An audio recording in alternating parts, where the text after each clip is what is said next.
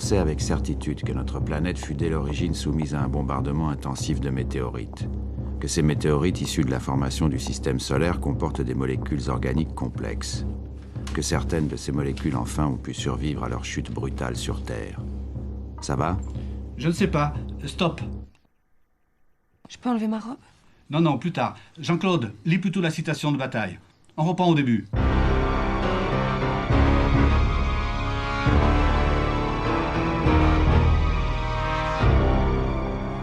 Vas-y, Jean-Claude.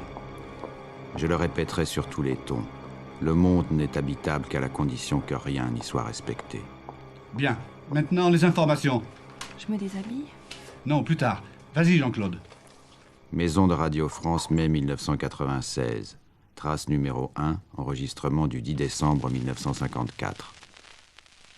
Il y a à partir d'un certain moment une nécessité pour la sensibilité de faire appel au trouble. On ne peut pas émouvoir sans que le trouble soit en jeu.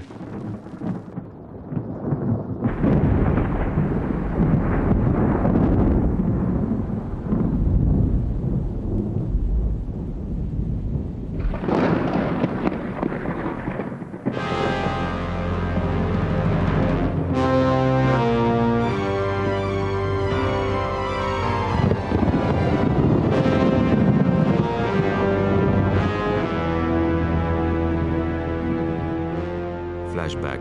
Nous sommes à Reims au tout début du siècle. Georges Bataille a 5 ans, ou 7, ou 10. Sur cette photo, il en a 33 et il est l'auteur anonyme d'un livre scandaleux, Histoire de l'œil. Il y a longtemps qu'il a fait l'apprentissage du malheur. Trace numéro 2, enregistrement du 20 mai 1951. J'avais un frère qui avait 7 ans de plus que moi. Mon père était aveugle, ma mère n'en était pas réjouie. La maison était très triste. Vous avez toujours connu votre père aveugle? Oui, toujours. Est-ce que vous vous rappelez les premières impressions quand vous étiez tout enfant et que vous avez pu ressentir en découvrant que votre père ne voyait pas? Et oui, en effet, il arrivait que mon père reste dans la pénombre, puisque allumer une lumière n'avait pas de sens pour lui.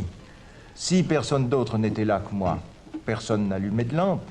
Et je restais là, je me rappelle, dans un état de prostration et de dégoût même, très profond.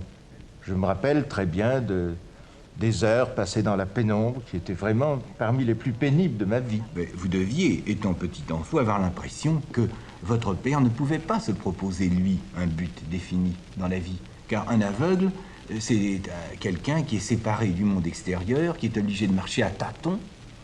Et il est possible que, inconsciemment, vous ayez déjà eu en vous un certain sentiment d'inanité, de diriger et de centraliser ses efforts vers un but défini, parce que le père, lui, n'était pas capable de le faire.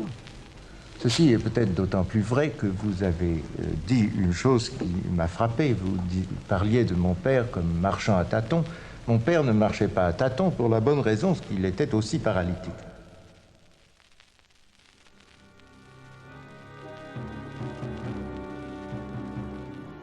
Que la terreur est douce, s'écriera Georges Bataille. Pas une ligne où, comme au soleil, la rosée du matin ne joue la douceur de l'angoisse.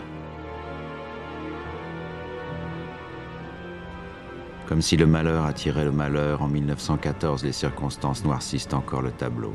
C'est la guerre. Georges, qui vient de se convertir au catholicisme, quitte Reims avec sa mère, abandonnant le paralytique aux mains d'une femme de ménage. 4 ans plus tard, cette brochure édifiante consacrée à Notre-Dame de Reims reviendra sur les images d'Apocalypse. Le 19 septembre, c'était un déchirement d'obus où la mort frappait les enfants, les femmes, les vieillards. L'incendie crépitait et rageait de rue en rue. Les maisons s'effondraient. On mourait écrasé sous les décombres, brûlé vif. Puis les Allemands incendièrent la cathédrale.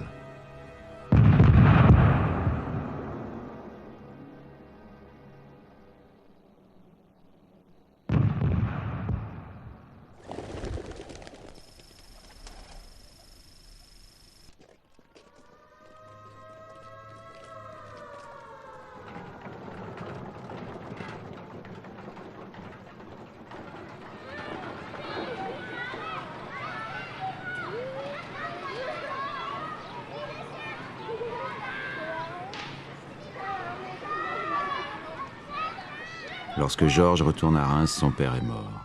Image à jamais obsédante. J'ai abandonné seul mon père, l'aveugle, le paralytique, le fou, criant et gesticulant de douleur, cloué dans un fauteuil crevé.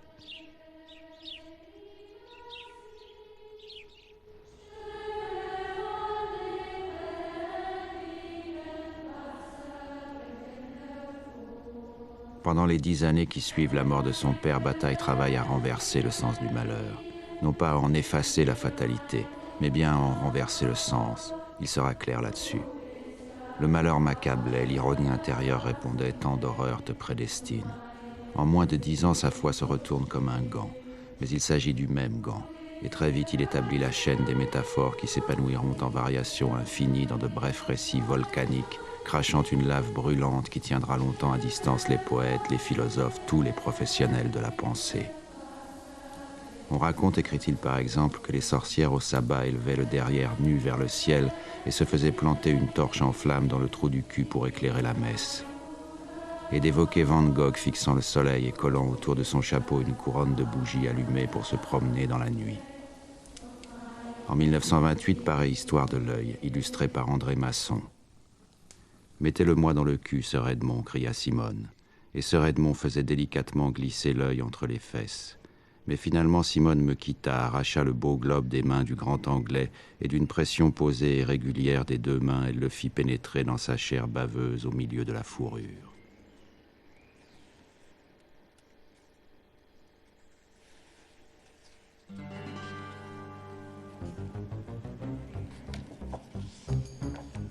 Pour bien comprendre la portée tragique de ce livre joyeux et blasphématoire, il faut se reporter à l'épisode de Granero, page 67.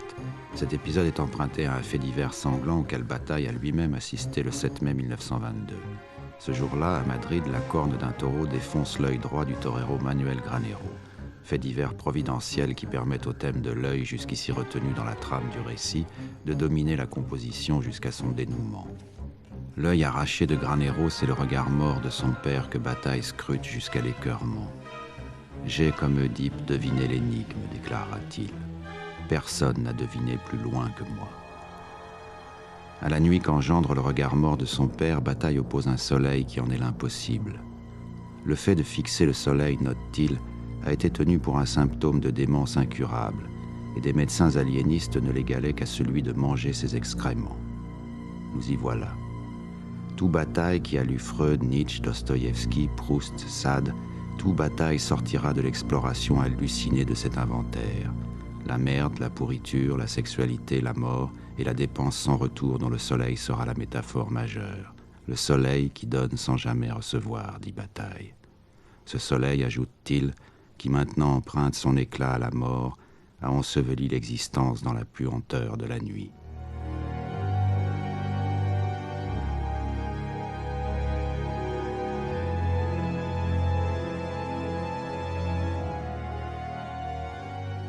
Peu avant d'écrire Histoire de l'œil, Bataille avait entrepris une brève analyse avec le docteur Adrien Borel. À cette occasion, le docteur Borel lui avait communiqué le cliché d'un supplice chinois appelé « supplice des 100 morceaux », image qui le poursuivra toute sa vie et dans laquelle il discernera une valeur infinie de renversement. « Je suis hanté », écrira-t-il, par l'image du bourreau travaillant à couper la jambe de sa victime au genou. La victime ligotée debout, les yeux révulsés. La grimace des lèvres laisse voir les dents.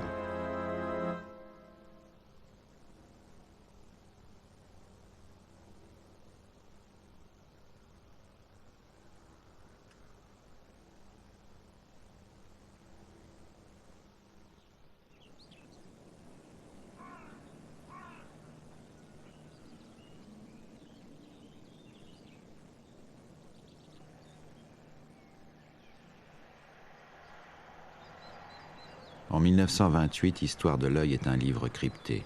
Aujourd'hui, c'est un témoignage criblé d'indices biographiques, comme si la substitution du nom de Bataille à son pseudonyme, Lord Hoche, avait révélé le versant documentaire de l'ouvrage que masquait jusqu'ici l'extravagance de la fiction. Nous savons par exemple que les ruines évoquées dans le dernier chapitre sont celles-ci, c'est-à-dire celles du château d'Apchon. Bataille, qui enfant en avait fait un lieu de pèlerinage, y retournera à plusieurs reprises au cours de sa vie. Une ancienne photo en témoigne. Vous voyez, Le voici accompagné de 2 jeunes femmes que le temps a emportées. Quel âge a-t-il? 27 ans? 28 ans?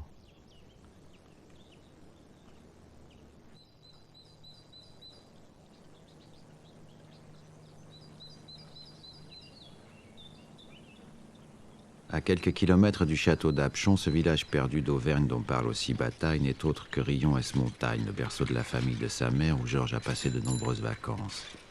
Interminable journée d'été, méditation solitaire, promenade sans but dans les environs, à pied, à bicyclette. Bataille, qui n'a guère connu son lieu de naissance, Billon dans le Puy-de-Dôme, Bataille n'oubliera pas Rion-Esmontagne. Le seul pays où quelque chose de mon enfance demeure attaché, écrira-t-il. La maison de famille est au cœur du village, à portée de voix des fidèles qui se rendent à la messe dans l'église voisine. On raconte que le petit Georges s'est laissé enfermer ici toute une nuit.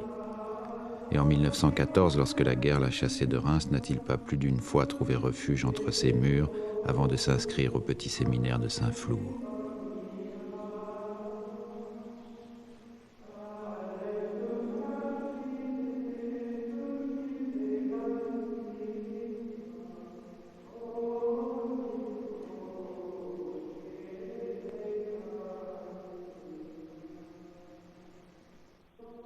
Bataille perd la foi à l'instant où il découvre la force déstabilisante du rire. Découverte décisive, découverte vertigineuse. L'enfer lui-même n'y résiste pas. Bataille insistera. À quel point les images de l'enfer au porche des églises devraient nous sembler dérisoires. L'enfer est l'idée faible que Dieu nous donne involontairement de lui-même.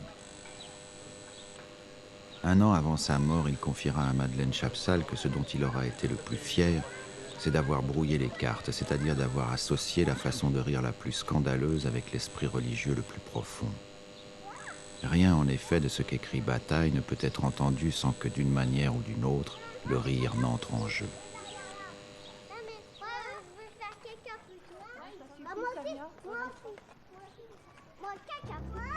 Tandis qu'Histoire de l'œil entame une existence souterraine, en 1929, Bataille émerge dans l'Époque avec Documents, une revue abondamment illustrée consacrée à l'archéologie, aux beaux-arts, à l'ethnographie, aux variétés. Bataille y donne ses premiers articles déroutants, sur des thèmes eux-mêmes peu fréquentés. Le cheval académique, le langage des fleurs, le gros orteil. C'est peu dire que Bataille dérange l'orthodoxie des avant-gardes. À l'heure où Breton et ses amis surréalistes mettent en circulation de belles créatures imputrescibles, Bataille préfère s'intéresser à la secrète épouvante causée à l'homme par son pied. Aux yeux de Breton, Bataille est un obsédé qui ne considère au monde que ce qu'il y a de plus vil, de plus décourageant et de plus corrompu. Bien vu, qui pourrait s'enorgueillir d'un diagnostic aussi irréfutable.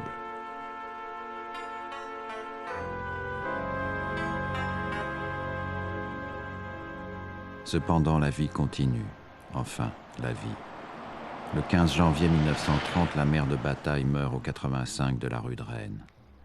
Là-haut, derrière ses volets fermés. Et c'est une scène inconcevable que Bataille relatera à plusieurs reprises de manière voilée, mais qu'il consignera 13 ans plus tard avec la sécheresse d'un rapport de police. Je me suis branlé nu, dans la nuit, devant le cadavre de ma mère. Provocation, nécrophilie, hommage filial, parodie des derniers sacrements.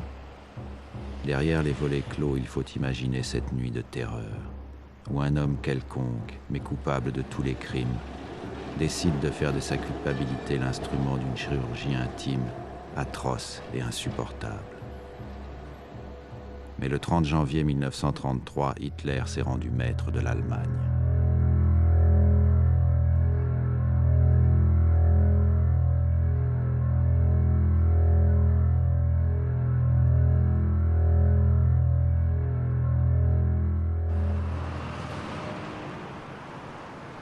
Au cours de ces années hantées par le spectre du fascisme, la place de la Concorde est le théâtre de troubles violents. De jour comme de nuit, les ombres de la Révolution errent parmi les voitures.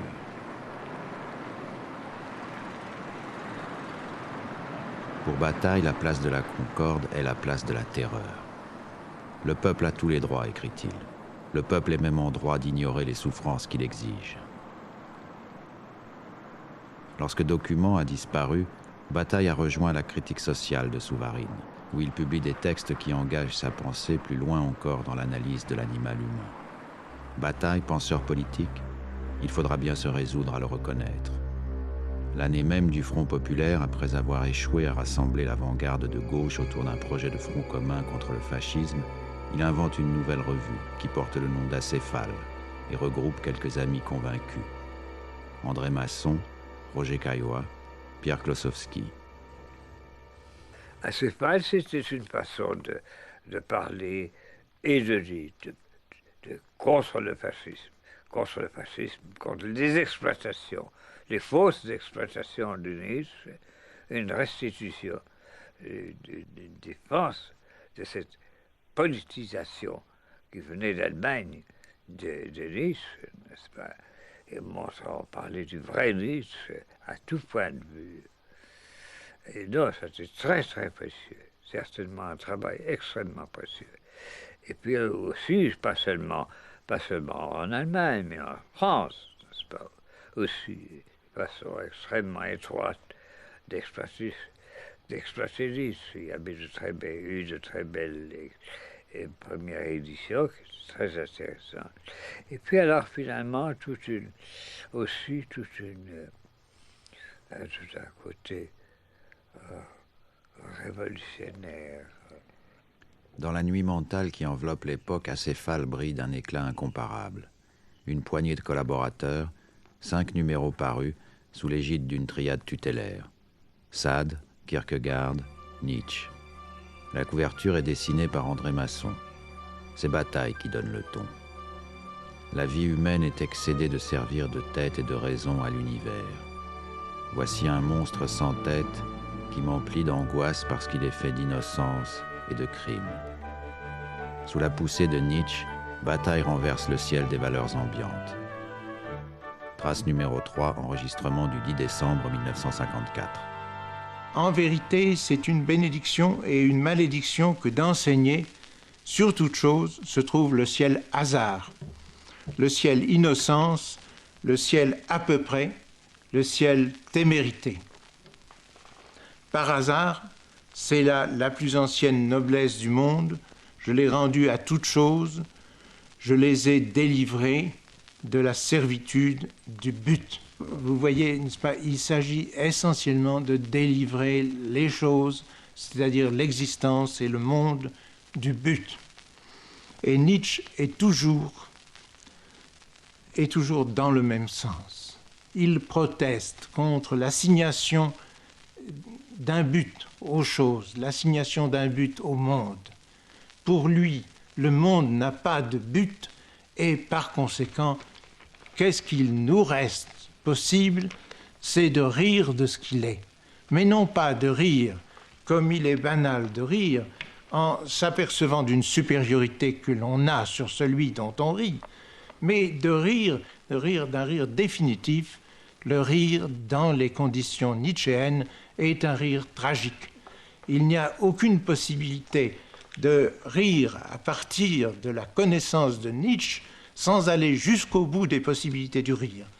C'est-à-dire de rire tragiquement, de rire comme on rirait devant un crucifix. Il faut, dira encore Bataille, mettre sur le même plan l'univers risible, une femme nue, un supplice. Entre une femme, un supplice et l'univers risible existe une sorte d'identité. Ils me donnent envie de me perdre. La forêt de Saint-Nom-la-Bretèche a-t-elle été l'un de ces lieux de perdition, s'il est vrai qu'un sacrifice humain aurait été envisagé pour sceller la complicité qui liait entre eux les membres d'Acéphale réunis en société secrète. Innommable secret, sur lequel Bataille se taira, à sa manière.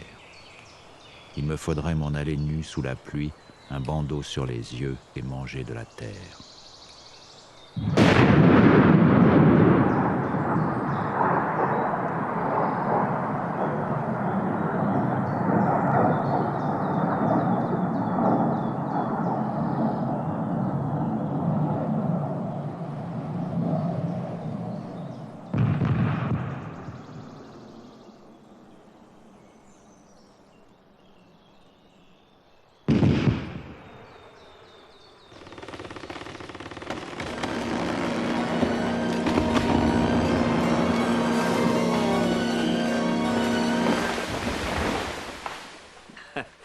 Non, il ne faut pas prendre ça au sérieux. On avait des réunions en pleine forêt, devant un arbre foudroyé, et des choses comme ça, n'est-ce pas? Et alors, il fallait se recueillir. Et je crois qu'Aïwa s'intéressait beaucoup à ça. Mais en réalité, non. Il y a eu beaucoup de mise en scène.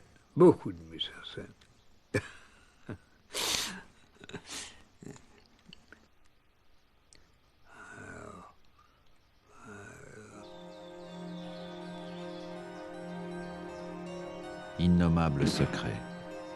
Ses lèvres s'ouvrent au baiser comme un doux marécage, comme un fleuve qui s'écoule sans bruit, et ses grands yeux noyés de plaisir s'ouvrent sur une scène pleine de folie. Cris et chuchotements, horreur sans fin. Trace numéro 4, enregistrement du 20 mai 1951. Le bonheur pour vous, le bonheur le plus grand, paraît être en rapport avec la plus grande intensité des sensations perçues. Eh bien, je peux préciser ma pensée assez facilement. L'intensité des sensations est précisément ce qui détruit l'ordre. Et je ne crois pas que cela ait d'autre intérêt. Il est essentiel pour les hommes d'arriver à détruire, en somme, cette servilité à laquelle ils sont tenus du fait qu'ils ont édifié leur monde, le monde humain, monde auquel je tiens, d'où je tiens la vie, mais qui tout de même porte avec lui une sorte de charge, quelque chose d'infiniment pesant, qui se retrouve dans toutes nos angoisses et qui doit être levé d'une certaine façon. En fait, il est certain que je préfère entendre une sonate que si l'on me tirait un coup de canon dans l'oreille. L'intensité est cependant plus grande si l'on me fait un bruit énorme dans l'oreille, comme cela, exprès pour m'embêter. Il me semble qu'on peut toujours dire ceci, c'est que l'intensité des sensations vaut à la condition qu'on puisse la supporter. Dans la vie de débauche que mène Bataille et où il puise ses interrogations les plus fortes, quelques femmes auront compté plus que d'autres. Sylvia, Colette, Denise, Diane. Or, Colette Peignot, qui avait choisi de s'appeler Laure, meurt à 35 ans fin novembre 1938, dans cette maison qu'elle partage avec Bataille à proximité de la forêt de Saint-Nom-la-Bretèche. Je ne dis pas comment sa mort arriva, écrira Bataille, bien que la nécessité de le dire existe en moi de la façon la plus terrible. Ici aussi, il reste beaucoup à deviner. La douleur, l'épouvante, les larmes, le délire, l'orgie, la fièvre, la mort. Secret gardé. Un an plus tard, le 5 septembre 1939, 2 jours après la déclaration de guerre, il commence d'écrire Le Coupable. Trace numéro 5, enregistrement de février 1961. Je dois dire que le Coupable est le premier de mes livres qui m'ait donné une sorte de satisfaction, anxieuse d'ailleurs, que ne m'avait jamais donné aucun livre, et qu'aucun livre ne m'a donné depuis. C'est peut-être le livre dans lequel je suis le plus moi-même, qui me ressemble le plus, parce que je l'ai écrit comme dans une sorte d'explosion assez rapide et assez continue. Des filles nues, dévêtues à demi, comme un hoquet, comme un plancher qui craque. Et plus loin, ce qui précède n'était pas écrit de sang-froid.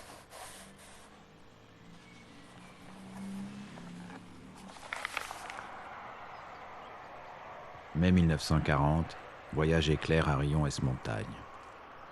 J'arrive, écrit Bataille, au jour où les parties lointaines de ma vie se mêlent à ce qui m'est à cœur aujourd'hui. Rien ne m'empêcherait maintenant de frapper du pied la marche d'un hôtel où peut-être je saignerais. Rien en effet ne l'empêchera en septembre-octobre 41 d'écrire un récit fulgurant qui paraîtra sous pseudonyme Madame Edwarda. Madame Edwarda me fascinait, je n'avais jamais vu de fille plus jolie ni plus nue.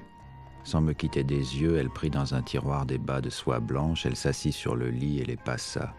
Le délire d'être nue la possédait. Cette fois encore, elle écarta ses jambes, ouvrit la fente. Nous sommes ici au cœur de l'instant bataillien où toutes choses pâlissent devant l'horreur qu'autorise la nuit. On comprend que Bataille, qui écrit le supplice dans la foulée de Madame Edwarda, est tenu à faire remarquer qu'il n'aurait pu écrire le supplice s'il n'en avait d'abord donné la clé lubrique. Et cette clé, c'est Edwarda, nue, tirant la langue au milieu d'une salle bondée d'hommes et de femmes.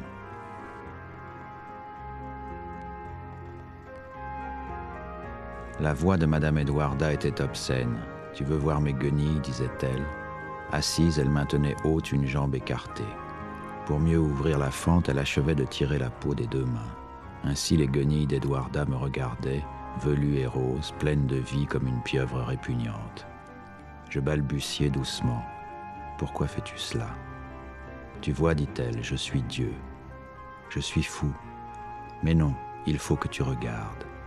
Regarde. »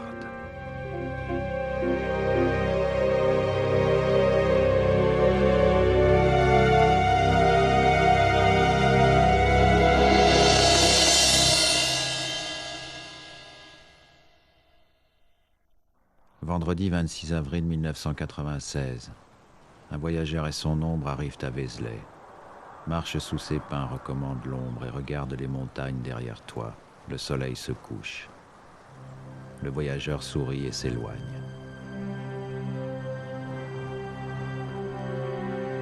En 1943, atteint de tuberculose pulmonaire, Bataille trouve refuge ici, dans cette maison étroite posée au bout d'une longue bande de terrain que divise une allée de buis. À l'autre bout de l'allée, le jardin forme terrasse.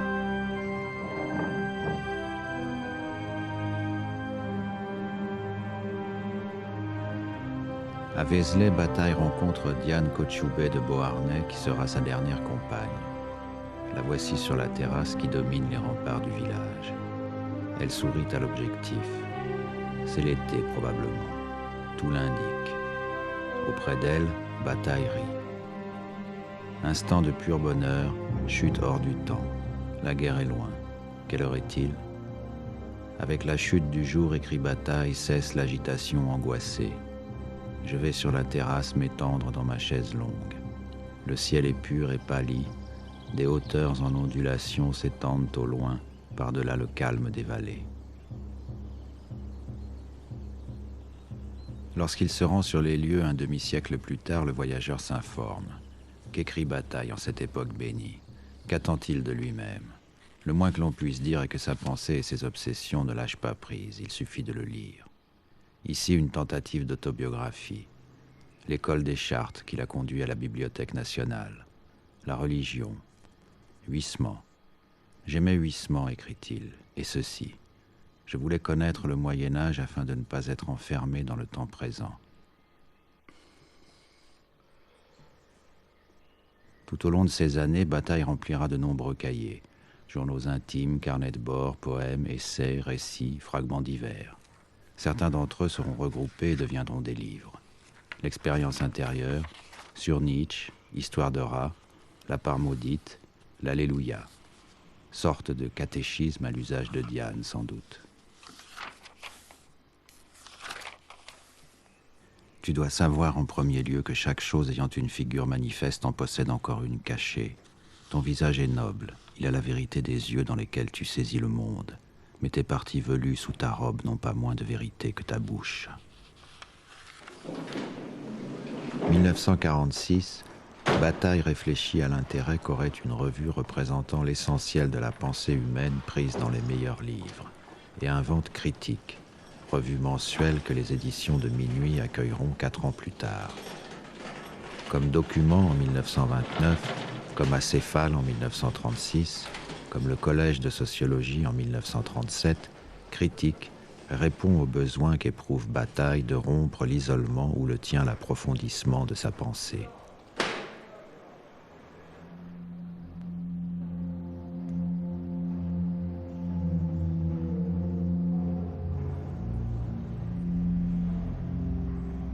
Il faut pourtant y revenir à cette pensée qui ne fut peut-être jamais aussi active, aussi crucifiante que durant ces années de guerre et d'immédiate après-guerre.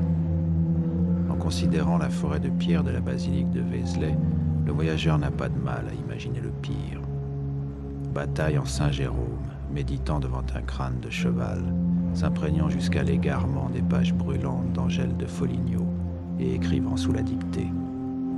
Le pouce dans le con, le ciboire sur les seins nus, mon cul souille la nappe de l'autel.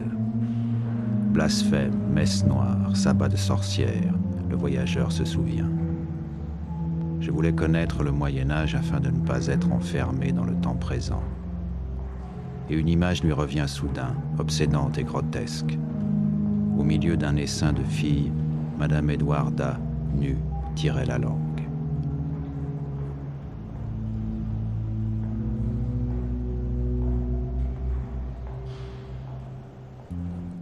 La position de la chance, avril-juin 1944.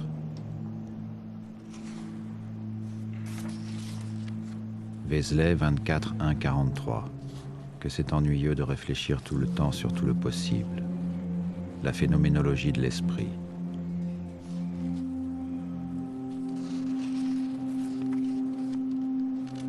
Ciel étoilé, ma sœur, homme maudit, étoile tu es la mort, la lumière d'un grand froid, solitude de la foudre, absence de l'homme, enfin, je me vide de mémoire, un soleil désert efface le nom.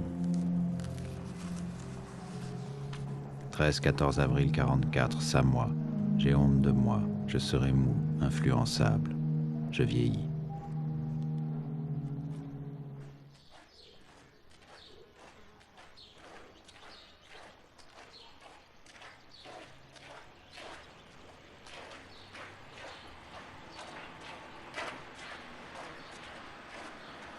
En 1943, la maladie avait obligé Bataille à abandonner son poste de bibliothécaire. En 1949, le manque d'argent l'oblige à le reprendre, à Carpentras d'abord où il s'ennuie, puis à Orléans où il s'installe en 1951.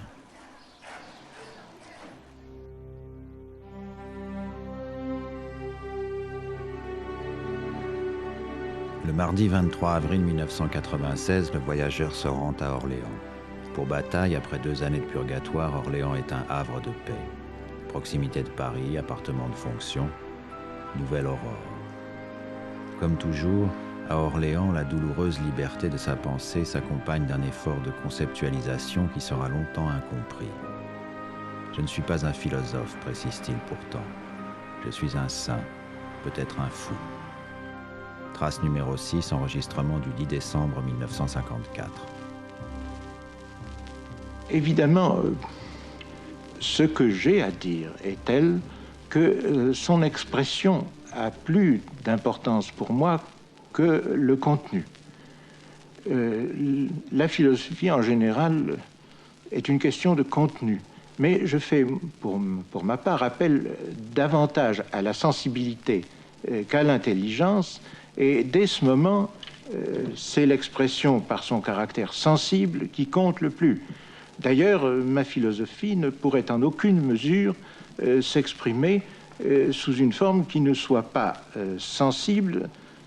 Il n'en resterait absolument rien. C'est seulement à partir du moment où je donne une forme qui pourrait passer pour passionné, qui peut aussi passer pour noir, mais je ne crois pas être plus noir que Nietzsche.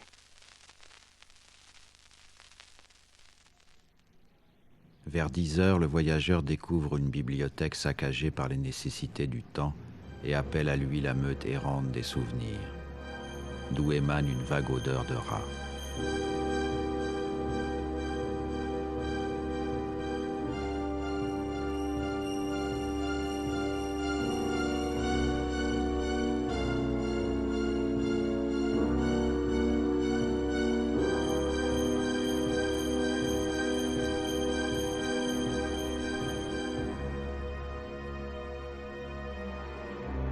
Voici la salle de lecture, telle qu'elle était. Voici Bataille, tel qu'il était.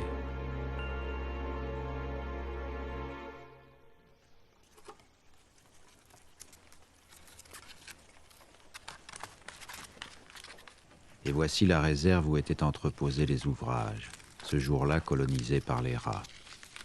Ces rats, écrit Bataille, qui nous sortent des yeux comme si nous étions des tombeaux. Devant ce désastre banal, le voyageur se sent aspiré par le vertige de la lecture. Cette partie des filles entre la mi-jambe et la ceinture, qui répond violemment à l'attente, y répond comme l'insaisissable passage d'un rat.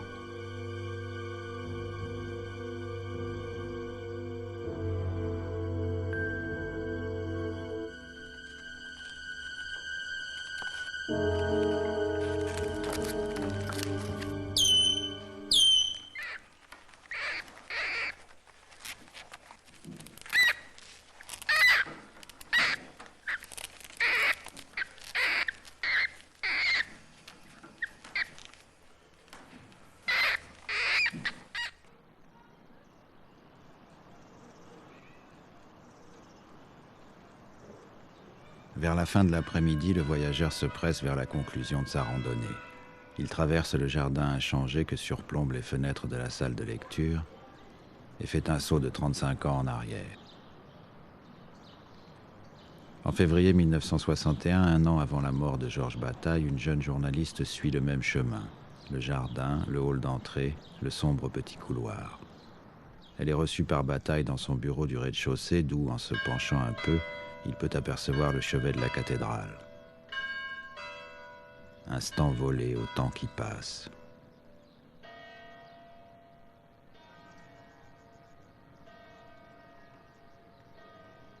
La jeune femme s'appelle Madeleine Chapsal. Elle est accompagnée d'un photographe et enregistre l'entretien sur un magnétophone portable. Depuis plusieurs années, Bataille est atteint d'artériosclérose cérébrale. Il est bon de le savoir. Trace numéro 7, enregistrement réalisé par Madeleine Chapsal en février 1961. Mais enfin, tout le monde sait très bien ce que représente Dieu pour l'ensemble des hommes qui y croient et quelle place il occupe dans leur pensée. Et je pense, en supprimant le personnage de Dieu à cette place-là, il reste tout de même quelque chose, il reste une place vide. Et c'est de cette place vide que j'ai voulu parler. Au fond, c'est à peu près la même chose que ce qui arrive quand on prend conscience pour la première fois de ce que signifie, de ce qu'implique la mort. C'est-à-dire le fait que tout ce que l'on est, est fragile et périssable, que l'on est par conséquent destiné à avoir ce sur quoi nous basons tous les calculs de notre existence se dissoudre comme dans une espèce de brume inconsistante. Est-ce que ma phrase est finie ou bien... Oui. Peut-être que si elle n'est pas finie, ça n'exprime pas si mal ce que j'ai voulu dire.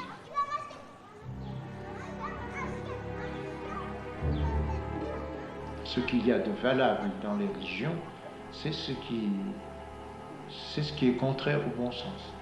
La vie d'un mystique chrétien est contraire au bon sens dans la mesure où elle n'admet pas l'immortalité, où elle... oui. Contraire au bon sens, attendez, j'ai peur de m'embrouiller. Si, au sens commun. Oui, mais je me suis bel et bien embrouillé parce que j'ai oublié quelque chose, une maille, et je suis comme les vieilles dames qui tricotent et qui lâchent une maille. Et ça m'arrive souvent, vous voyez, mon cerveau fonctionne encore, mais il y a des mailles qui me lâchent. Et je crois que cela tient à son état. Il y a en effet, par exemple, quand j'ai une attaque, c'est une grosse maille qui lâche. Et je dis cela parce qu'au fond, je tiens beaucoup à parler en matérialiste. J'y tiens vraiment. Je me sens d'accord avec tout ce qui est matérialiste, à une condition, c'est que l'on ne croit pas, pour être matérialiste, obligé de supprimer ce qui est tout de même une richesse. Par exemple, ces émotions qui ne sont pas entièrement différentes de la folie, qui ne sont en tout cas pas jamais entièrement différentes de ce qu'est l'amour, par exemple.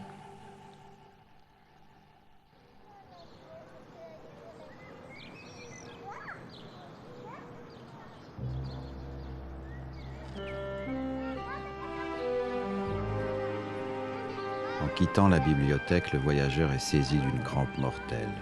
Il pousse son ombre devant lui dans la direction opposée aux rayons du soleil qui pourrit sur l'horizon. Plus loin, au fond du jardin, des enfants jouent. Le voyageur ne les a pas remarqués. « Où allons-nous » demande-t-il. L'ombre se tait. Sa réponse arriverait trop tard. Une fois encore, le voyageur se souvient.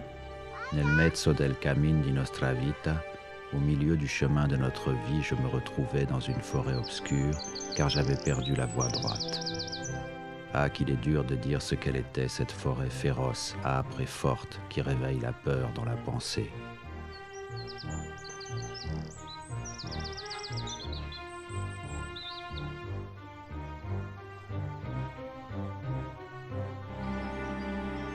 Le voyageur salue le poète et ouvre une dernière fois Histoire de l'œil.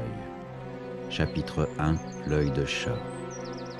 Elle avait des bas de soie noire qui montaient jusqu'au-dessus du genou, mais je n'avais pas encore pu la voir jusqu'au cul.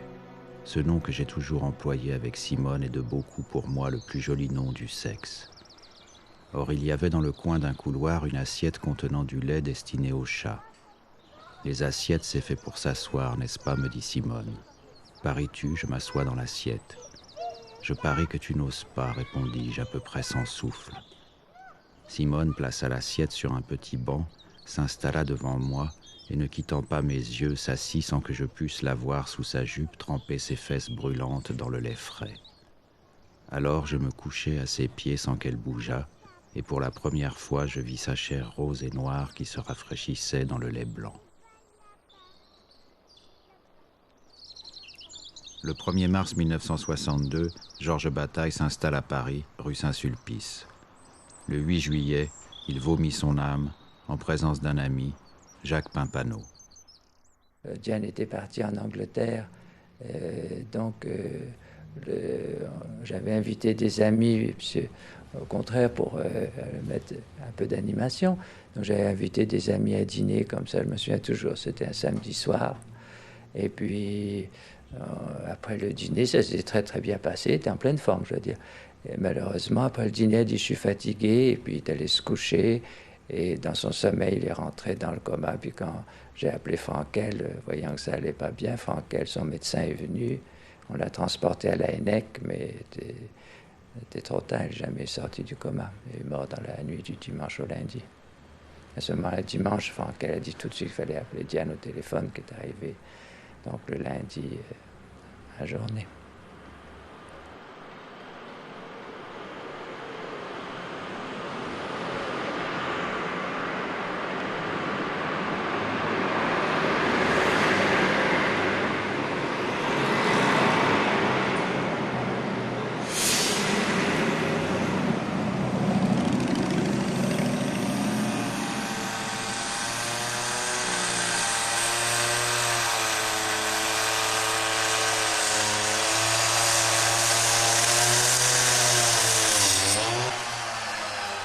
Il a été enterré à Vézelay. Diane voulait qu'il n'y ait personne. Donc, il y avait simplement les Léris, qui nous avaient emmenés en voiture d'ailleurs, Jean-Pierre, Diane et moi. Mais je ne sais pas s'ils verront cette émission. Il y a eu un jeune couple qui, très discrètement, est resté en haut du talus qui domine le cimetière de Vézelay, qui était là. Et puis, quand on est remonté du cimetière, on voulait s'approcher d'eux pour demander qui ils étaient, les voir, leur dire bonjour. Mais ils se sont enfuis, on n'a jamais su qui c'était. Ce n'étaient pas des gens de Vézelay.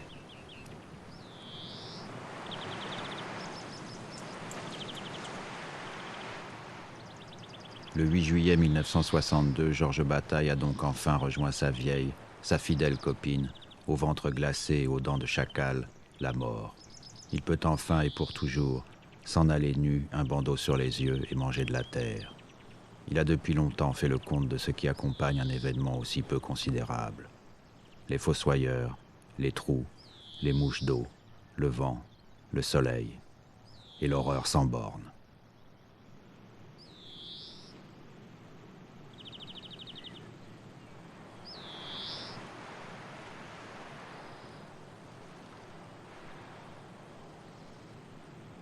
Flashback, mai 1935. Bataille met un point final à un livre hanté par l'époque. L'Espagne, l'Allemagne, le fascisme, la mort. Troppmann et Dorothy arrivent à Trèves, en Allemagne. C'est la nuit, une nuit électrique qui bientôt embrasera toute l'Europe. La terre sous le corps de Dorothy était ouverte comme une tombe. C'est Troppmann qui parle.